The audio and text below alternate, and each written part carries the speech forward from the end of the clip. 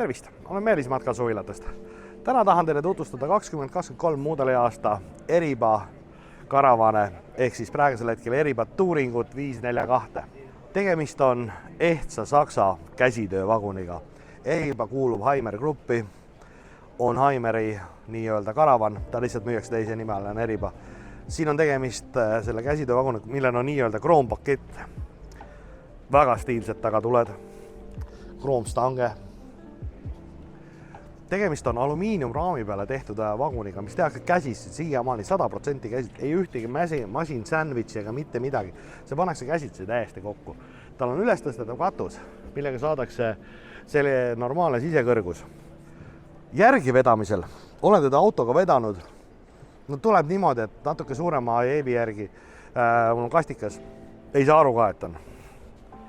Mis on, sisaldub näiteks kroompaketis veel rattakoopad, kroom. Meil pakutavad mudelid ongi täpselt samamoodi valge ülevalt, hõbedane alt, markiis koos markiisi valgusega.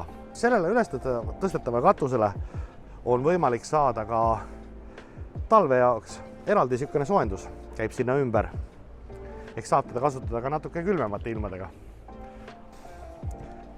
No sisse tulles täis mõõduga sääse võrk uksel. Muidugi, kuna tegemist on madala vaguniga, siin ikka sirge sellega uksest sisse ei tule, natukene lased alla, aga sees ruumi kui palju.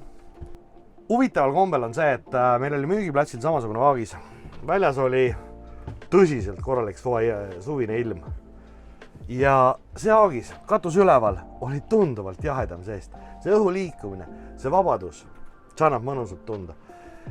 Huvitavalt lahendatud niimoodi, et kapid käivad ülevalt allapoole. See on lihtsalt muidugi tänu sellele, et kui teil on katus maas, te saate siin sees toimetada, aga lihtsalt natukene peate kummargil olema, aga siis on ebamugav, kui see tõuseb siiamaale vastu katust. Köögis kraanijaus, teise pool lõikelaud, väga praktiline, kõik asjad olemas, kahe põletiga pliita, külmkapp, absortment, sahtleid, kütteks kasutatakse truumaist kütet, riidekapp. Mis siin on huvitav, selline istumise osa, täitsa piisava suurusega. Seda saab nüüd niimoodi, et siin üks huvitav funktsioon on see, et sõltub, kui suur keegi on. Seda lauda saab liigutada igas asendis, sest see soon on siin niimoodi, tuleb tõsta 45 kraadi nurga alla ja saab teda liigutada edasi tagasi. Sellises väikses vagunis on ka olemas korralik, väga normaalsete mõõtudega WC. WC mahub täiesti ilusti olemas. Meile tulevatel mudelitel on olemas ka dušipakett, see tähendab seda, et siit on välja tõmmatav duš ja kaarding jääb ümber ringi.